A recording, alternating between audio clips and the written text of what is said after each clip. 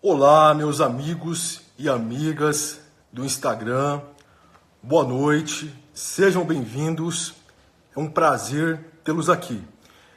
Convidem os amigos, porque a live de hoje será histórica e especial.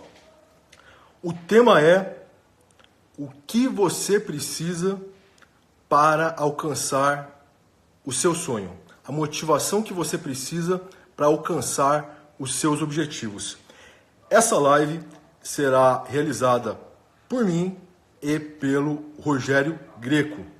Meu nome é Thiago Garcia, eu sou delegado de polícia, professor, escritor e palestrante. Rogério Greco, por sua vez, dispensa comentários. É uma lenda do direito penal brasileiro, é referência nacional e internacional. Além de ser um jurista ímpar, brilhante, ele é um ser humano extraordinário. Humildade nota 1000, faca na caveira, operacional. Então, sem sombra de dúvida, hoje é um dia muito especial para mim, porque eu estudo usando as obras dele. Ter essa oportunidade de fazer essa live em conjunto com um dos meus ídolos é um sonho. Por isso, pessoal, eu deixo aqui registrada a minha gratidão e a minha admiração em relação ao mestre e amigo Rogério Greco. Eu vou falar um pouco nesse primeiro bloco e em seguida o mestre Rogério entrará para passar o trator e falar com vocês. Alguns de vocês com certeza estão pensando na seguinte questão: como que surgiu essa ideia de fazer a live em conjunto? Delegado Thiago e o Rogério Greco. Eu vou explicar para vocês. Eu estava conversando com o Rogério e comentei com ele algumas questões da minha vida. Falei: Rogério, até hoje eu não acredito, parece mentira. E ele respondeu para mim o seguinte, eu vou ler para vocês aqui. Ele falou assim: irmão, isso é um mistério de Deus. Por que ele nos escolheu? Tínhamos tudo para dar errado. Tinha tudo para dar errado. Foram as palavras que ele usou. E finalizou: eu não acredito até hoje. Palavras do mestre Rogério Greco. A partir desse diálogo é que surgiu a ideia de fazer essa live em conjunto com vocês. Porque eu me identifiquei com a história dele, ele se identificou com a minha. Por isso que eu estou tendo essa honra, esse privilégio de gravar essa live hoje junto com ele. Antes de começar a minha parte na live, pessoal, eu quero fazer uma questão para vocês, uma pergunta. Vamos começar com uma indagação. O que vem a ser a motivação? Por que ela é importante para você alcançar os seus sonhos? Respeito todos os entendimentos em sentido contrário, mas, na minha visão, em resumo, motivação é você acreditar, crer, acreditar em você, no seu potencial, na sua capacidade. Motivação é ter fé, é acreditar que o que Deus preparou para você é bem maior do que você imagina. Motivação é caminhar na escuridão, mesmo sem enxergar a luz que guia o teu coração. Motivação é a base para todas as conquistas da vida. Isso é motivação na minha visão. E por que é tão difícil passar em concurso público? Por que há tantas reprovações? Por que há tanto sofrimento na área dos concursos públicos? Será que é porque está muito difícil a prova? Será que o problema é o método de estudo? Eu recebo muitas questões nesse sentido. Professor, qual que é o melhor método de estudo? Prestem bem atenção agora.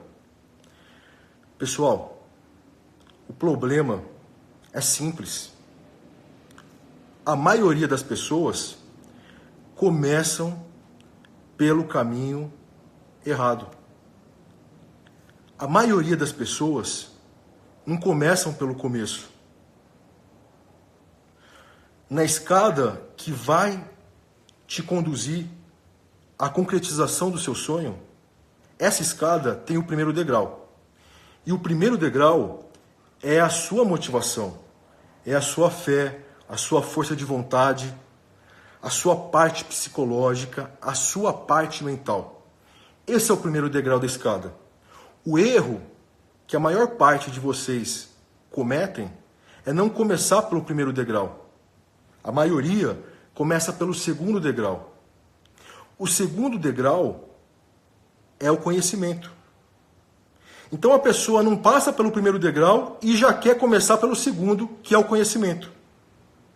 Aí ela começa a querer comprar 1000 livros, ela começa a fazer inscrição em vários cursinhos, ela começa a fazer aulão de véspera, ela começa a ver videoaula, ela começa a socar informativo goela abaixo. Só que ela esquece, pessoal, que concurso público é maratona. Concurso público é resistência, é guerra. O caminho é árduo. Não é fácil estudar, não é fácil se concentrar. O concurso público, ele exige planejamento, estratégia, abdicações, renúncias, sacrifícios. A pessoa tem que aprender a levar porrada, a pessoa tem que aprender a levantar após as quedas, após as reprovações.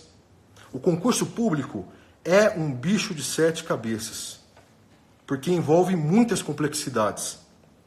E na vida não é diferente. A vida é cruel. Vocês precisam aprender isso. Nós precisamos sair daquela utopia, daquela imagem de que o mundo é belo. Não é. Em regra, o mundo é cruel. As pessoas são cruéis. Em geral, vocês vão encontrar pelo caminho mais pessoas ruins do que boas. Pergunto aqui para vocês: quantas pessoas estão preocupadas de verdade com vocês? Quantas pessoas estão torcendo de verdade para vocês? Quantas pessoas estenderiam a mão para levantar vocês? Quantas pessoas ofereceriam um livro para vocês? Para oferecer bebida? Para ir para balada? Para fazer besteira? Tem um monte. Mas quando o filho chora e a mãe não ouve, é nesse momento que a gente percebe quem são as verdadeiras pessoas. Em alguns casos, nem a própria família apoia a gente. Às vezes, a caminhada é bem solitária. É só você e Deus.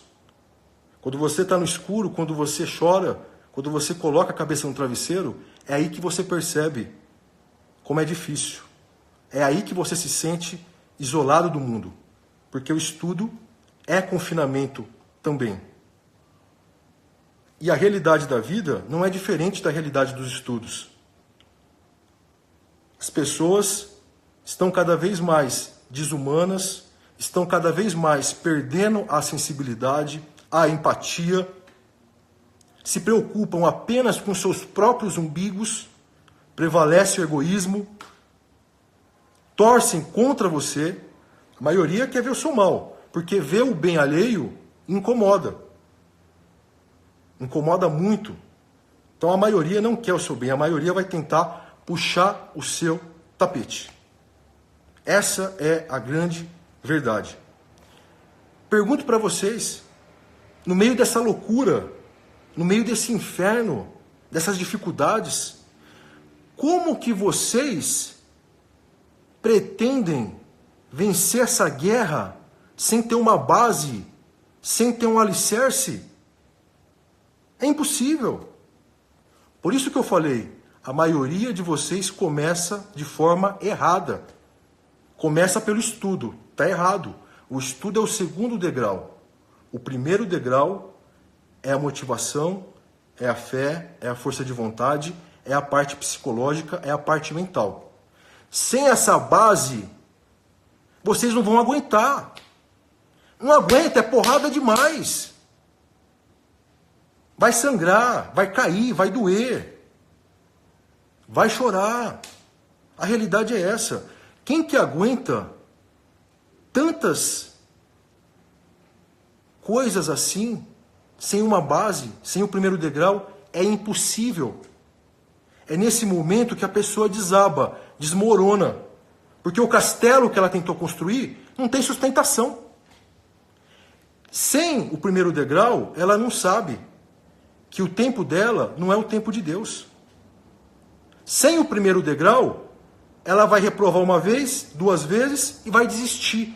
A própria pessoa vai assassinar os seus próprios sonhos, porque ela não tem o primeiro degrau. E é fundamental a pessoa ter humildade para admitir as suas falhas. É fundamental, pessoal, a pessoa entender esse sistema para admitir que ela precisa melhorar. Tem que ter humildade. Tem muita gente que se acha acima do bem e do mal. Eu sou o bambambam, eu sou o bonzão. Esse papo é besteira, é autoajuda. Tem gente tão ignorante que acha isso. É um papo essencial, é um papo que envolve vida e sonhos, mas o ignorantão, que sabe tudo, acha que isso é bobagem. Esse tipo de pessoa vai sofrer bastante, porque ele não entendeu como que as coisas funcionam. Sem a base, a gente não consegue prosseguir. Sem a base, a gente não consegue levantar após as quedas. Façam agora uma pergunta para vocês mesmos. Até hoje, quantas vezes vocês pararam para pensar, eu tenho base? Eu comecei pelo caminho certo? Eu comecei pelo primeiro degrau ou eu fiz igual a maioria, eu comecei pelo segundo? Até hoje, quantos de vocês pensaram nisso? Tenho certeza que bem poucos. E na maioria das vezes, a gente não ouve isso por aí. Por quê? Porque as pessoas estão preocupadas com seus próprios interesses. Se eu estou bem, o resto que se foda. O que prevalece hoje é a busca desenfreada por dinheiro. Os valores humanos estão se perdendo. Então, aproveitem essas lições. Elas estão sendo ditas por quem já percorreu o caminho. Quando a gente descobre o caminho certo, é tudo mais fácil. Será que as suas reprovações, será que a sua vida está do mesmo jeito até hoje? Será que não é porque você não começou pelo começo? Pense nisso. Uma forma de você fortalecer a sua base, o seu primeiro degrau, é por meio de relatos de pessoas que conseguiram encontrar o caminho correto. Por isso que eu vou falar para vocês um pouquinho sobre a minha trajetória, para vocês conseguirem compreender. Tudo começou quando eu tinha 7 anos de idade. Com 7 anos, eu perdi o meu pai. Eu tive que virar o homem da casa para cuidar da minha família, da minha mãe e dos meus irmãos. Nesse período, eu coloquei na cabeça que só havia um caminho para eu mudar a minha vida, que era o caminho do estudo. Comecei a estudar bastante desde pequenininho, com 7 anos, para ajudar as pessoas que eu amo, que eu amava. O problema é que os coleguinhas de classe não entendiam aquela vontade louca de estudar do Thiago. Por isso eu passei a ser vítima de bullying. Passei a ser xingado, humilhado, perseguido. As minhas notas eram as melhores da escola, aos 7 anos de idade. Aos 8, aos 9. Só que esse bullying era tão forte que eu cansei de apanhar.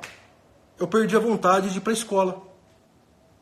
Resultado, repeti por faltas. É isso mesmo, o delegado Thiago repetiu, por faltas, mesmo tendo as melhores notas. Esse período foi muito difícil, eu e minha família passamos necessidades, quase passamos fome, só não passamos fome porque um anjo que Deus mandou ajudou um pouco a gente, mas chegou perto. Nessa época, depois veio a fase depressiva, eu não queria sair de casa, era um peso muito grande para um garoto, para uma criança, para um adolescente. Mas eu percebi que não havia opção. Eu tinha que continuar caminhando. Porque o grande erro é não caminhar. A gente tem que continuar caminhando. Em razão disso, eu entrei numa seleção de emprego, comecei a trabalhar em 2 lugares para poder pagar minha faculdade, que o meu sonho sempre foi fazer direito. Trabalhei de vendedor de revistas, vendendo revista de porta em porta. Trabalhei em telemarketing, tudo para poder estudar, para fazer direito. Entrei na faculdade e eu passei os 5 anos da faculdade com um único vademecum, porque não tinha grana para atualizar o vademecum. Então as atualizações eram à mão. Eu sempre amei livros, sempre gostei do cheiro de folhear. Eu não conseguia entrar no shopping sem entrar na livraria. Só que nessa época eu não tinha dinheiro para comprar nenhum livro. Eu estudava com os livros da biblioteca. Para deixar essa situação mais difícil, o meu avô e minha avó ficaram doentes. Eu tive que estudar no hospital, porque eu cuidava deles, eu ajudava a minha mãe nos cuidados com eles. Então eu estudava no hospital. Minha avó aqui ao lado, meu avô do lado e eu com o livrão, com o tijolão, estudando. Foi horrível. O tempo foi passando, chegou o final da faculdade, meu avô e minha avó faleceram, eu perdi os meus empregos, fiquei desempregado, e a namorada que estava comigo há quase 5 anos deu um pé na minha bunda pelo telefone. O mundo desmoronou, caiu. Só Deus sabe o que teria ocorrido comigo se eu não tivesse tido pulso firme nesse momento. Porque, por uma questão do destino, os piores fatores se alinharam. Pobreza, morte e desilusão amorosa. Teve um dia que eu saí no quintal de casa, era de madrugada, eu estudava de madrugada, olhei para o céu, eu lembro até hoje, o céu estava estrelado. Olhei para o céu e conversei com Deus. Falei, nossa, será que esse sofrimento não vai ter fim? Será que eu nasci para sofrer? Porque é uma paulada atrás da outra. Mas no fundo, eu sempre soube da minha capacidade. E aí eu coloquei na cabeça, eu posso vencer. Eu mereço, eu posso e eu vou conseguir. É nessa época que surge a expressão passar o trator, que se transformou no meu slogan. Eu tive que passar o trator em todos esses obstáculos para alcançar os meus sonhos. Foi a partir daí que a minha vida mudou da água para o vinho. Passei na OAB, antes de acabar a faculdade, na primeira tentativa, sem cursinho, tive que antecipar a colação de grau para fazer inscrição na OAB, passei em outros concursos, passei no TRF, no MPF, passei para agente penitenciário, passei para delegado de polícia, em todos na primeira tentativa, sempre sem cursinho, porque eu não tinha grana para estudar. Estudava com os livros da biblioteca, quando eu podia eu comprava alguma coisa, mas foi assim, estudando sozinho, sem cursinho. Passei para delegado de polícia, minha vida se transformou, mudei de casa, mudei de ambiente, lancei meus livros, lancei o meu vademecum. Quem diria, né? Aquele menino que teve um vademecum durante a faculdade lançou o próprio vademecum dele, com o nome dele. Lancei meus livros, passei a dar aula nos melhores cursos, passei a conhecer os meus ídolos. Alguns eu virei amigo, outros eu trabalhei junto. Passei a palestrar no Brasil inteiro, lancei os meus cursos, ganhei prêmios, ganhei o prêmio da minha faculdade de melhor média dos 5 anos, 9,5. O pessoal que tinha dinheiro lá não conseguiu tirar esse prêmio de mim. Foi o pobretão que conseguiu o prêmio. Já fui homenageado pelo Poder Legislativo, já dei entrevistas, passei a ser o delegado mais seguido, delegado professor mais seguido das redes sociais, com mais de 500 mil de seguidores. E por que eu estou falando tudo isso para vocês? Para falar que eu sou o cara, que eu sou fodão? Não. Para falar que tudo isso, há pouco tempo, parecia impossível. Parecia inalcançável. Mas o impossível é só uma questão de opinião. Com fé e força de vontade, o impossível se torna possível. Não acreditem nesses estelionatários que existem na internet. Não há fórmula mágica. A fórmula mágica é fé e força de vontade. Se eu conseguir, vocês podem conseguir também. É só querer, é só buscar. Eu penso, pessoal, que nós estamos de passagem aqui nesse mundão porque existem missões para serem executadas. Uma dessas missões é evoluir. A segunda é espalhar o bem. E a terceira é ser feliz. Busquem a felicidade, busquem os sonhos de vocês. Albert Einstein já dizia: a maior força que existe na face da Terra é a força de vontade. E eu acrescento a fé. Nem a força da bomba atômica é maior que essas duas forças. Elas são as maiores forças do universo. Força de vontade, fé e também uma terceira que é o amor. Então, sejam felizes, contem comigo sempre. E agora eu vou passar a palavra para o mestre Rogério Greco. Olha que incrível! Quem imaginava que um dia eu estaria fazendo uma live com esse mestre do direito penal? Então, o que Deus preparou é bem maior. Não desistam. Mestre, manda um recado aqui para eu te colocar na live.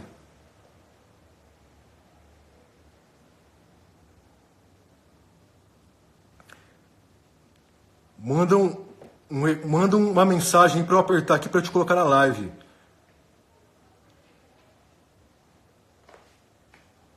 Vamos esperar aqui o Greco mandar uma palavrinha aqui que eu já coloco ele na live para ele fazer o segundo tempo com vocês. Então pronto.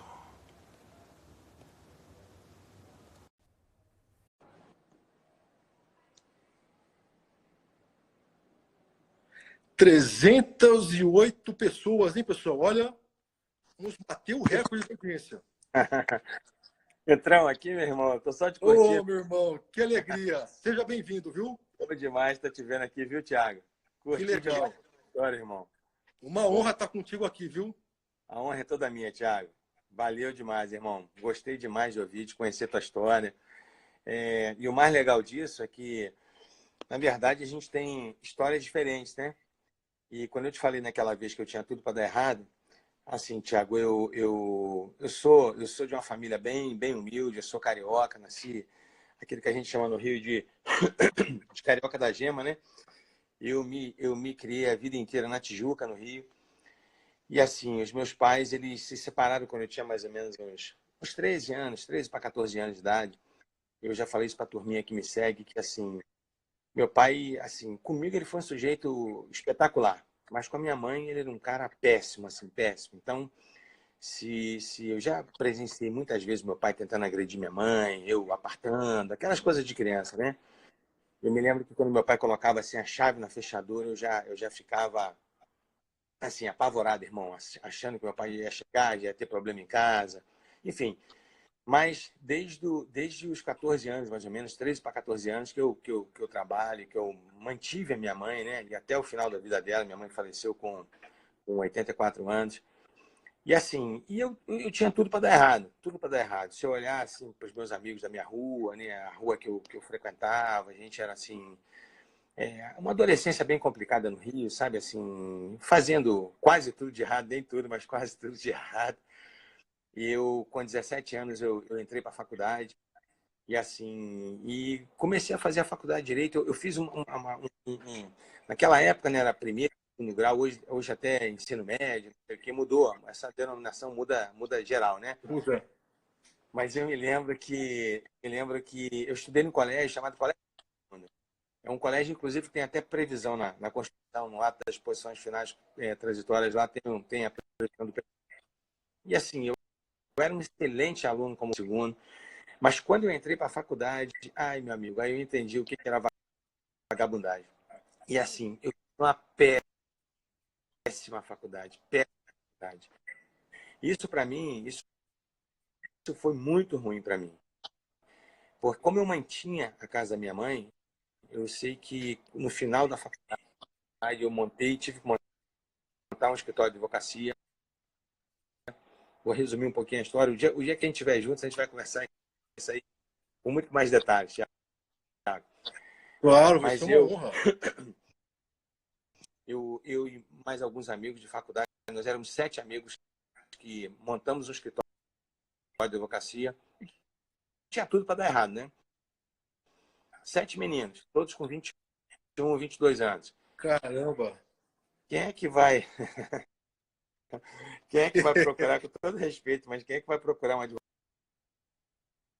advogado com 21 anos para entregar uma causa boa, aquela causa para bancar o escritório, Difícil né? mesmo. A não ser parente, né? Para não pagar. Já pensou se vai cobrar de parente? Vai a sua mãe. Vai, meu filho, que vergonha, não sei o quê. Então, assim, era só prejuízo no escritório.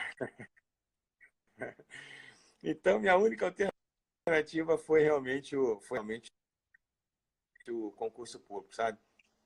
E assim, e tem um parceiro, o Felipe, que é coach, e a gente está até querendo até escrever um livro juntos, e o título vai ser o seguinte: eu passei, qualquer um pode passar.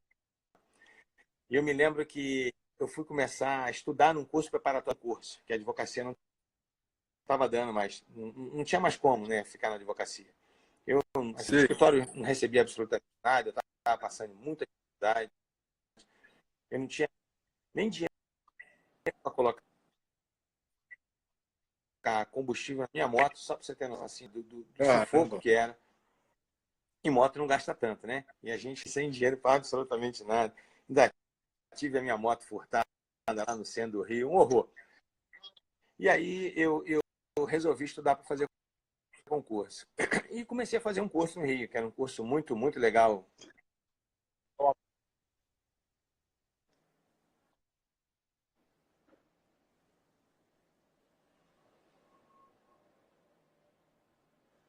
Será que travou?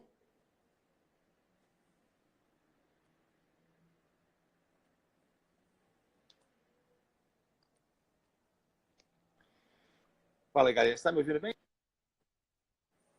Thiago? Tô, agora voltou. Oi, Thiago. Voltou. Você está me ouvindo? Agora voltou. Tá bem, tá bem. Tô, Você tô está me ouvindo. ouvindo, Tô Thiago? ouvindo, agora tô Ou não? ouvindo.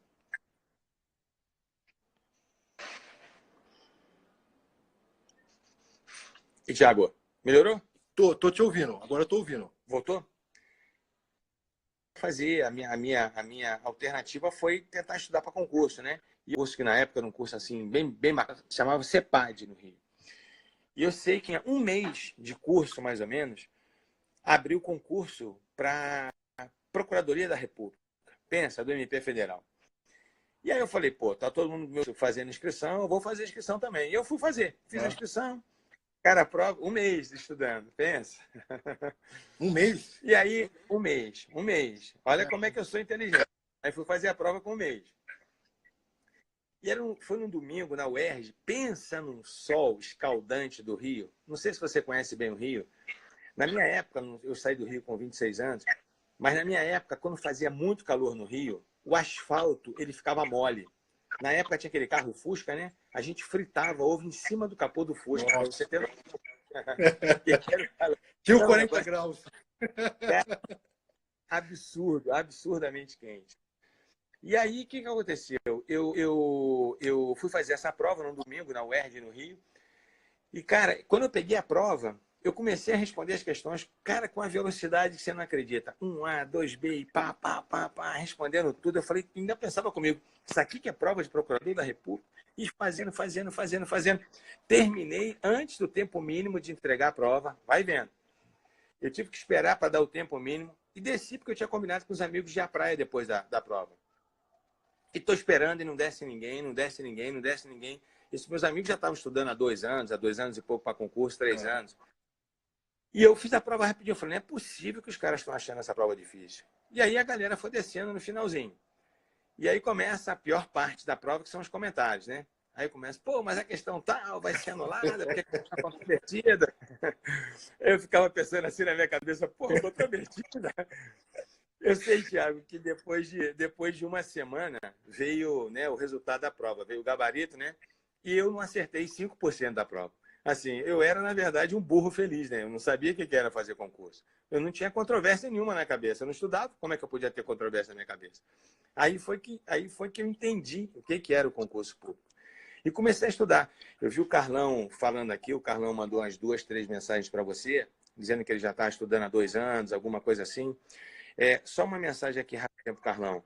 Ele está numa fase, Thiago, muito difícil, muito difícil. Por quê?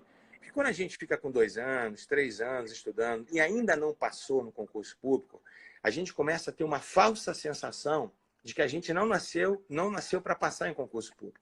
A gente vê pessoas, né, que estudaram assim, com menos tempo de concurso, de curso do que a gente, passando na nossa frente. Isso começa a te desestimular. Pela minha experiência, eu posso dizer o seguinte: cada concurso tem uma história. Você não vai melhor, não vai pior, você não retrocede, não é isso. Porque as bancas, elas variam, elas se modificam. Às vezes você pode ir muito bem numa banca e ser péssimo numa outra banca. Isso é normal. Não quer dizer que você piorou os seus estudos, não é isso. O concurso ele tem um pouquinho da dose da sorte também, né? De você estar estudando, uma banca que, assim, que exija coisas daquilo que você está estudando. E aí, o que aconteceu? Aí eu falei, não, agora eu tenho que estudar realmente, tenho que voltar a estudar como eu voltava a estudar no Pedro II. Mas eu fazia tanta coisa errada, que nas minhas orações assim com Deus, eu não tinha coragem de pedir a Deus para passar em concurso público, você acredita? Eu chegava para Deus, nas minhas orações, eu chegava e falava assim, Deus, me dá força de vontade para estudar. Eu quero acordar num dia de domingo, de sol, os meus amigos tocando buzina da moto lá embaixo, indo para a praia, pensa.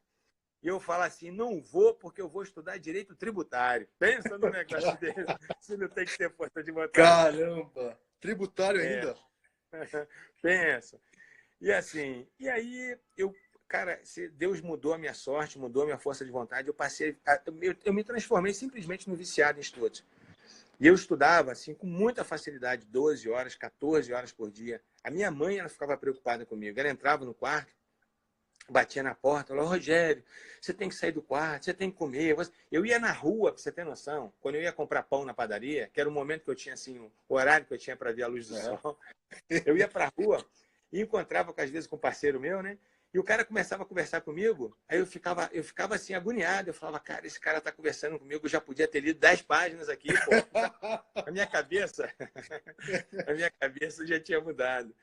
E eu fui fazer os concursos. E eu queria, na verdade, o meu concurso mesmo, o concurso do meu coração era concurso para a polícia. Só que não abria concurso nem para PF, não abria concurso para civil no Rio. E acabou que esses editais não abriram e outros foram abrindo. E aí tinha um concurso que também me interessava, que era o concurso procurador do município, porque como eu advogava, o que eu queria, na verdade, Thiago, coisa que eu nunca tive na minha vida, era uma estabilidade. Eu nunca tive um emprego que me desse uma estabilidade. E eu queria isso, né? Até principalmente para ajudar mais a minha mãe. E assim, a gente vivia uma vida assim, tranquila. Nunca, não vou te falar que eu passei fome, nunca aconteceu isso, mas a minha vida era assim, 100% regrada. Eu falei outro dia numa live, e era verdade isso, eu ia para a praia com os meus amigos de ônibus, contando com calote na ida e calote na volta. Eu era especialista em descer pela janela, a minha especialidade era pular. Eu era magrinho, cara, pensa. Eu tinha uma habilidade violenta em pular pela janela. Na época os ônibus tinham janelões, assim, né, e tal. Mas, enfim. E aí, eu estava fazendo concurso para a defensoria, que abriu o concurso para a defensoria e, paralelamente, abriu também procurador do município. Eu me inscrevi nos dois. Eu queria passar no concurso público, independente do concurso. E eu fiz a prova da defensoria, fui muito bem. Na época, o que aconteceu? Os concursos eram diferentes de hoje. Não sei como é que acontece no Rio, mas os concursos... Deixa eu ver até o nosso tempo aqui. Os nossos concursos, lá no Rio, eles não eram, por exemplo, como acontece em Minas, que você faz todas as etapas no final de semana. Então, você fazia um provão, que era sempre escrita, não era prova de múltipla escolha. Depois eu vim a ser examinador do MP aqui de Minas, eu vi que isso é absurdo você não ter uma prova de múltipla escolha na primeira prova.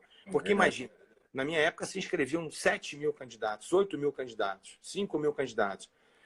10 questões que você tinha que fazer na primeira prova de múltipla escolha, você tinha que corrigir 70 mil questões.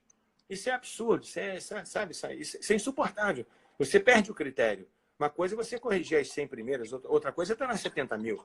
Né? Concordo. E os concursos eram muito demorados. Então, o provão, ele serve, na verdade, para fritar a galera que não está estudando. Então, vai mandar embora em 90%, 95% dos concursos, dos candidatos, e vamos ficar com 5%, 10%, porque a gente vai assim, aferir o camarada mesmo na prova escrita. E eu sei que eu estava indo bem também no concurso de procurador do município e tal. E na defensoria, eu fui passando fase a fase. Fiz o provão, passei. Depois vinha uma prova de civil e processo civil, eu passei. Penal e processo penal, passei. A última etapa do concurso era constitucional, administrativo e tributário. E era a etapa que eu mais sabia, porque eu queria, na verdade, ficar no procurador do município. Eu estudava... A matéria que eu menos gostava era penal, só para você ter noção. Nossa. E assim, E eu gostava, olha que coisa, né? Que com a gente. Eu odiava penal, porque achava que tinha teoria demais, era muita coisa e tal. E assim, Cara, sabe aquelas confusões? Eu nunca imaginei isso. Não. Eu odiava penal, cara. Não sei se por causa dos professores que eu tive, isso influencia muito, né? Influencia. Aí quando você pega um professor, a matéria às vezes pode ser não tão legal, mas quando o professor ajuda, você passa a gostar daquilo. É. E o que eu aprendi também é o seguinte, Thiago, você só não gosta daquilo que você não sabe. Então, por isso que a gente, quando começa a estudar para concurso, a gente tem que se programar para poder estudar todas as matérias com o mesmo peso. Para que você comece a saber todas as matérias. Porque a tendência é você só estudar aquilo que você gosta. E se só gosta daquilo que você sabe. Vai estudar uma matéria que você não gosta, trava, né? Porque você não conhece a matéria. Mas, enfim, eu estava na última etapa do concurso da defensoria e nós éramos 40 candidatos para 50 vagas. Vai vendo. 2 turminhas só, que foi na UERJ, 2 salinhas de 20 pessoas. Eu cheguei, cara, no dia de domingo, a prova ia ser na segunda-feira, no domingo, eu fui ler um tema que eu nunca fui estudar antes da prova. Mas não sei por que no domingo eu resolvi estudar um tema, fui ler concessão de serviço público, no livro até do Eli Lopes Meirelles. Não sei se você estudou o livro do Eli. Então, o livro do Eli. E aí, segunda-feira, quando eu chego na minha sala, na UERJ, para poder fazer minha prova, os candidatos, tá todos lá, aquele entusiasmo, todos amigos, todos tinham menos candidatos que vaga. A fiscal da minha sala era uma amiga minha, amigona minha, de farra, de gandaia mesmo. E, pô, eu falei, pô, fulano e tal, você aqui. Ela falou, pô, Rogerinho, tá todo mundo sabendo que você vai, né? Vai passar. Engraçado que eu jogava bola no time com a galera do fórum. E a gente que faz concurso, a gente é muito linguarudo, né? Então, aviso que eu dou pra galera aqui. Se você tá fazendo concurso, não fale nada com ninguém. Ninguém. Porque ninguém quer o seu bem. Assim, tá todo mundo quebrado, tá todo mundo arrebentado. São pouquíssimas pessoas que realmente vibram com o seu sucesso. Que o cara está desempregado, o cara está vendendo almoço para pagar o jantar. Você acha que o cara quer que você seja delegado? Quer que você seja juiz, promotor? Claro que não. Claro que ele não gosta. Ele quer que você fique como ele. Aí ele vai sim. É assim? É isso mesmo. Não é? E eu, linguarudo, eu passava no fora, a galera, e aí, Rogerinho, tá defensor, e eu, pô, é comigo mesmo. Já achando que eu era defensor, cara. Menos vaga do que candidato. Aí vai vendo. Peguei a prova. Na verdade, nesse dia, no Rio, as provas são muito demoradas, porque na minha época, você escolhia uma pessoa na sala e sorteava o ponto. que ia ser, os pontos que iam ser da prova. Escolheram um camarada da minha sala, sorteou um ponto para a dissertação. Qual que foi o ponto? Concessão de serviço público. Falei, putz, esse concurso aqui. Pensa, Thiago. Peguei a prova e comecei a escrever. Não parava de escrever. Folha, pedindo folha. De repente, uma colega minha de curso, que fazia o curso comigo, estava sentada atrás de mim. E na época o Supremo entendia que o limite de idade para fazer concurso era 51 anos. E aí eu estou fazendo a prova, de repente ela chega para mim e fala assim, Rogério. Eu falei, putz, eu não acredito que essa mulher vai pedir prova. Cola aqui, pô, no concurso. Pensa, Thiago. Eu falei, putz, mas na hora, cara, me veio aquela sensação assim, sabe? Falar assim, você colou a faculdade inteira. Você é um egoísta de não dar cola para ela aqui. Pensa se alguém cola em concurso, cara. Aí eu cheguei para ela, falei de baixinho assim, oi. Ela falou assim, e a Marlene, lá, minha amiga, lá lendo jornal, ninguém cola em concurso, pô. Isso não existe, você colar em prova escrita em concurso. E aí, a minha colega lá lendo jornal, tá, tem um clima super favorável na sala, ninguém está preocupado com isso. E ela me perguntou uma questão, e eu achava que sabia a questão, e eu passei a questão rapidamente para ela. Eu falei, ó, era um problema de um prefeito que comprou umas ambulâncias sem licitação, me lembro até hoje. E eu falei rapidinho, ó, eu acho que é assim, assim, assim, passei para ela voado e comecei a escrever. Saí dali, cara, assim, achando que eu já era o defensor. Como nós éramos 40 candidatos só, a leitura da nota das provas foi feita no Tribunal do Júri do Rio, antes de ser publicado. Então ia o procurador-chefe, o defensor-chefe da instituição, e ele lia o número do seu cartão de inscrição e a nota. O número do cartão e a nota. Passava com 5. Quando o cara leu meu cartão, a minha nota, 4,9. Quando o cara falou 4,9, meu irmão, as lágrimas começaram a escorrer assim. 4,9? Eu falei, eu não acredito que um ser humano normal consegue avaliar 1/10 numa questão. Isso não é possível. Isso não é possível. Como é? Eu posso perder por 1 ponto, posso perder por meio ponto, mas por 1/10 não, isso não está certo. E assim, fui na defensoria, vi minha prova, e minha prova não tinha um risco, não tinha nada, só que não cabia a revisão de prova. Eu falei, quer saber? Tem outro concurso em andamento, já tinha tido outras reprovações, vamos bater a poeira, bora pro outro. À tarde, eu fui ao fórum com um amigo meu, que era estagiário do meu escritório, e meu amigo de rua, só que eu era mais velho que ele, já tinha formado antes, e ele estava agora estagiando no meu escritório. Bruninho, não sei se o Bruninho vai estar assistindo a gente aqui. O Bruninho, pensa num cara desligado.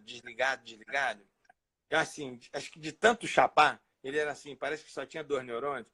E assim, qualquer coisa que você conversasse com ele, só te respondia de uma forma assim, que isso? Só falava isso, que isso? Dava uma agonia. Ele era tão desligado, Thiago, que o apelido dele era Tomada. Aí ele falava, meu irmão, mete o dedo na tomada, rapaz, se liga, rapaz, como é que você é desse jeito, Bruninho? E aí eu tô indo com o Bruninho pro fórum. Antigamente, os andamentos você pegava na fichinha, né? Eu tô indo no fórum com o Bruninho para ver os andamentos do processo. De repente, Thiago, do nada, um mendigo se levanta, estava encostado num paredão lá em frente ao Fórum do Rio, um mendigo se levantou, veio na minha direção, pegou minha mão à força, apertou a minha mão e falou assim, ô doutor promotor, você não vai me prender não, né? Eu falei, que mané promotor, eu todo cheirosinho pro fora, aquele cara todo sujo. Eu saí esperando a mão. Vidente esse cara aí. Não, vai vendo. Aí o Bruninho, que talvez assim, no ato de maior lucidez da vida dele, ele chegou para mim e falou assim, ô Rogerinho, quem sabe isso aí não é aviso de Deus para você fazer concurso para o MP? Eu falei, que mané aviso de Deus, rapaz, acabei de ser reprovado de manhã aqui, quero saber de MP, pô, não tem pretensão de MP, né? Estou fazendo procurador do município. Morreu. Eu sei que uma semana depois saiu o edital do concurso aqui de Minas, do MP de Minas. E nós viemos num ônibus para cá. Veio um ônibus locado para a gente fazer o concurso aqui. E desse ônibus, Thiago, só eu passei no ônibus. Então, assim, o que eu quero que a galera entenda? Deus tem sempre o melhor reservado para nós. Não é que o concurso da defensoria não fosse bom, mas não era isso, não era o momento, sabe? Então, e essa semana, hoje é dia 18, né? Então, faz 2 dias que eu sou aposentado. Eu tenho 30 anos de Ministério Público. Então, assim, eu já alcancei coisas que eu nunca na minha vida pensei, sabe? Deus já me levou em lugares que eu nunca na minha vida pensei em ir. E assim, e tudo isso graças aos estudos. Então, por isso, né, eu vou pegar o Carlão como exemplo aqui. Irmão, não desiste, sabe por quê? Porque a gente estuda até passar. Não se dá tempo para passar em concurso. Se você fizer isso, pode ter certeza absoluta que você já é um camarada reprovado. Porque o cronômetro, ele conta contra você. Então, assim, você não tem que ter tempo. Reprovação é natural. Ver parceiro que começou depois de você ser aprovado, tudo isso é natural. O que não é natural é você desistir. Na verdade, é. Né? Mas tem um lema, Thiago, que eu aprendi no BOP, que é muito interessante, que fala o seguinte, você deve conhecer esse lema que diz assim, que os covardes nunca tentam, nunca vão tentar. Né? Os fracos vão ficar pelo caminho, mas só os fortes vencem. Né? E a galera toda que está assistindo aqui é uma cambada de forte e vai todo mundo passar no concurso aí. Beleza? Vai sim, que legal. Também, né? Passamos de 500 pessoas aqui, hein, ó, bombando a live, batendo recorde aqui, É? mais de 500 pessoas. Não, Uma véspera legal. de feriado é bastante gente. Aí, ó. Boa, boa, irmão. Mas bom demais, Thiago. Foi bom demais estar aqui com você, cara. É bom demais te conhecer pessoalmente. Se Deus quiser, a gente ainda vai estar participando aí de muitos eventos juntos, irmão. E a tua história é uma história de sucesso, uma história assim que você vê que Deus te abençoou e vai continuar te abençoando muito mais. Tá bom? Eu agradeço demais. Já deu nosso tempo, né, cara? Nós já estamos estourando aqui. Não, acho que ainda tem um pouquinho ainda. Falta 13, não é? Falta 13? Deixa eu ver aqui. Acho que faltam 13 ainda. Deixa eu ver. Deixa eu atualizar aqui. Isso. É 10h47, tem um tempinho ainda. Beleza. Antes que eles encerrem a gente aqui na força, né? Que nem o Supremo, né? Tá querendo encerrar todo mundo, né? Pois é, meu irmão. Que absurdo, né? Cara, que situação que a gente está vivendo, irmão. A gente está vivendo um momento complicadíssimo no Supremo. Assim, como eu te falei, eu tenho 30 anos de MP. Quando eu estudava para concurso, na minha época, eu fiz concurso para em 89. Eu, estudei, inclusive, pela Constituição de 67, com a emenda número 1 de 69. Aí depois veio a Constituição de 88. Vai vendo. E era legal aquele negócio de estudante, né? Comparando a Constituição anterior com a de 88, papapá. E assim, eu estou te falando isso por quê? Porque quando a gente falava de Supremo, Supremo era Supremo. Você se referia aos ministros do Supremo, cara, até com temor reverencial. Fala, pô, o camarada é ministro do Supremo. Hoje, ser ministro do Supremo é pejorativo. Então você vê o que esses caras estão fazendo. Isso é um absurdo, isso é uma vergonha. Eles simplesmente acabaram com o Supremo Tribunal Federal. Eles desmoralizaram o Supremo Tribunal Federal. Ministro Toffoli, Gilmar, Lewandowski, agora o Alexandre de Moraes, que tinha alguma esperança nesse camarada, foi tudo para o saco, sabe? É claro que tem grandes ministros no Supremo, a gente não pode colocar todo mundo no liquidificador e bater. Você tem camaradas lá muito legais, muito bons. Mas, pô, o que esses estão fazendo, esses que eu citei para você aqui estão fazendo, eles estão acabando literalmente com o Brasil. Eu estou falando aqui, pode ser até que eu seja censurado, mas não tem problema, irmão. Já aconteceu isso comigo de outras vezes, de as pessoas me criticarem, né, porque eu falo abertamente. Meu irmão, é o seguinte, a gente que é professor, a gente tem esse ônus. Verdade. Se você, como professor, você não tiver pelo menos a coragem, a dignidade de falar o que você pensa, você vai fazer outra coisa, cara, mas não seja professor. Né? Eu não quero que ninguém concorde comigo, que todas as pessoas digam que eu estou certo. Não é isso, não. Se você, Thiago, se você tiver uma posição e falar, porra, Rogério, você está errado por isso, cara, eu sou facinho de mudar de opinião, honestamente. Eu mudo na hora, desde que você me convença. Mas as coisas que eu estou vendo, bicho, são assim. Nós estamos vivendo verdadeiramente um show de horrores nesse Supremo Tribunal Federal. Então, a minha opinião é que a gente tinha que ter uma PEC, um projeto de emenda constitucional, para poder reduzir a idade desses ministros todos para 65 anos. Eles fizeram essa PEC da Bengala para chegar aos 75. Sabe por que isso aconteceu? Porque, amigo, aposentado e nada é a mesma coisa. O cara não é nem chamado para reunião de condomínio. Então, assim, o que eles querem é uma eternização no poder. Então, já até ouvi uma proposta aí, se não me engano, não sei, ouvi por alto, pode ser que eu esteja falando bobagem, acho que foi do Toffoli, que não tem que ter idade para aposentadoria de ministro. Amigo, eles querem se eternizar no poder. Isso não pode acontecer. Isso não é democrático, isso não é republicano. Esses camaradas, no máximo, podiam ficar no Supremo, assim, no máximo até 10 anos. Acabou, para ter um rodízio aquilo ali. E mais, se aquele cara fosse colocado por algum presidente, ele jamais poderia julgar aquele presidente. E não é isso que vem acontecendo. Sabe? Assim, você vê, isso é uma aberração. Agora, é revoltante. Cara, isso é revoltante. O Toffoli, me perdoe, não sei se você, né, é de algum partido ou se gosta de partido. Eu odeio partido político, abomino partido político. Dois. Pode muita gente gostar, né, ser militante, mas, cara, o que o Toffoli está fazendo, o que o Toffoli fez com o Zé Dirceu, isso é passível de impeachment, sim, na hora. Esse camarada julgou o Zé Dirceu, concedeu liberdade para o Zé Dirceu, ele tendo sido o braço direito do Zé Dirceu, e não se achar suspeito para isso. Gilmar Mendes foi padrinho de casamento do camarada lá do Barata, da filha do Barata lá, e o cara não se dá por suspeito para julgar o Barata, que é um réu confesso. Ele já confessou, ele já disse tudo lá em colaboração premiada. Ou seja, a gente está vivendo, assim, cara, um momento muito complicado. Então, assim, é muito importante que exista um impeachment mesmo desses ministros. Sabe o que é o problema? Existe o sistema de freios e contrapesos.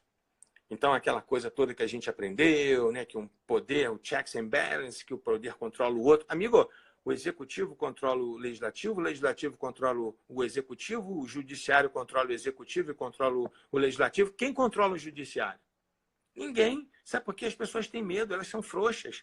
Então, hoje, o que a gente está vendo, no Senado, é um bando de senadores novos, com garra, querendo mudar a visão do Senado, porque o Senado passado era um Senado frouxo, era um Senado de gente corrompida.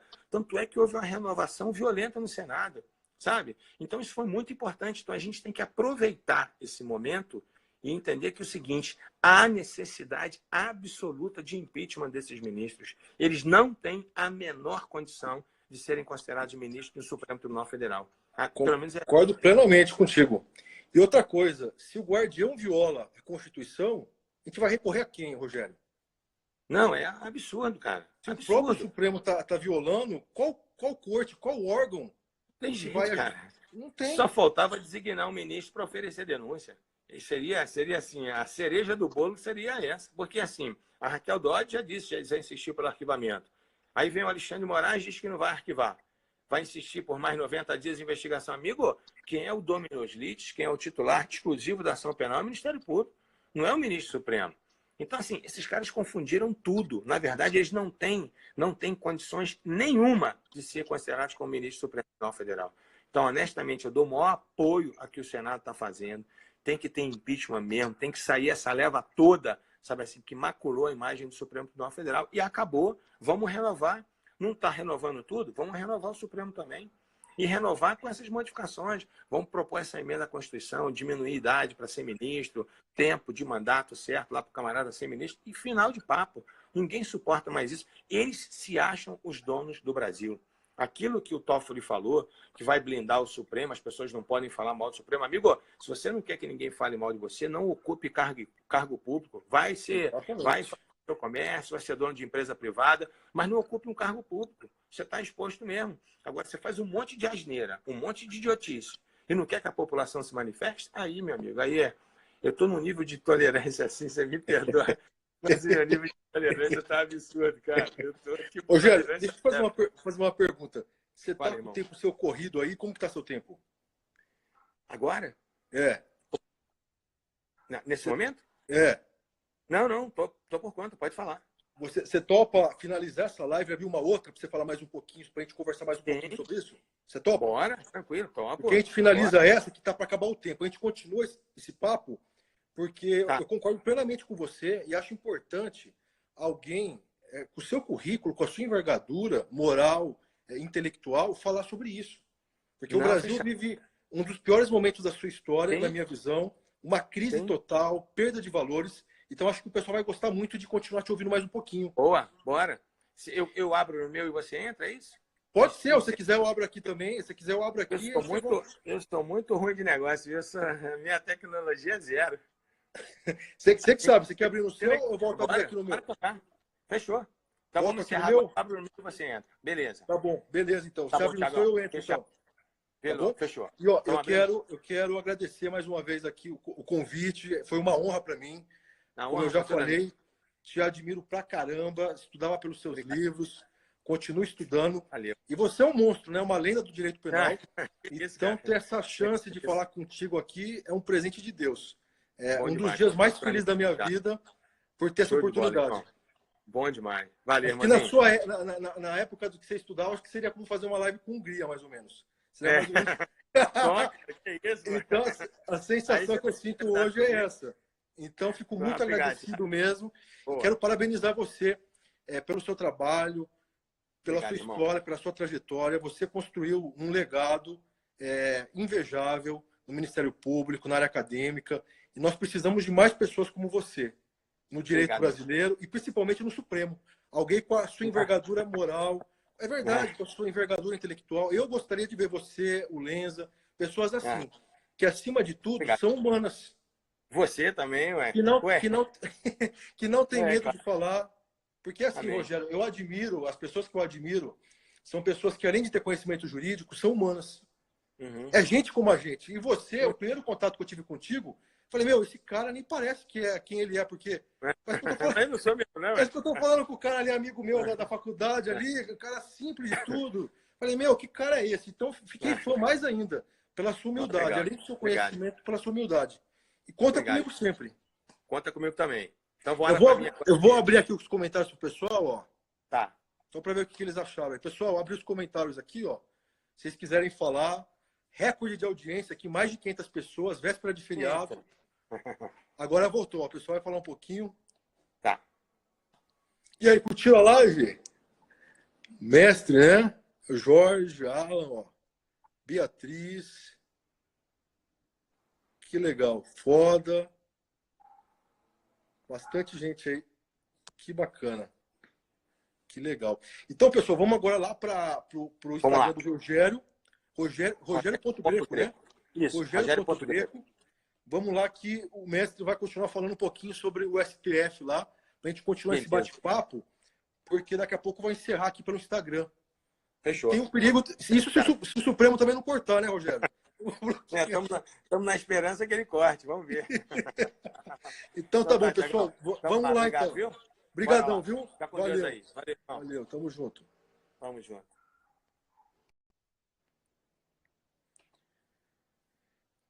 Que legal que vocês curtiram, pessoal. Então, tá acabando já a live aqui pelo meu Instagram.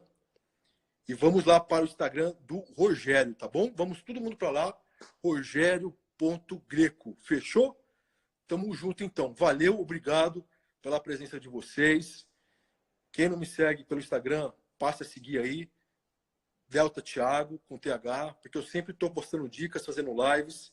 E sigam também o nosso mestre Rogério.greco. Fechou? Então, até daqui a pouco. Fiquem com Deus e bora passar o trator. Valeu!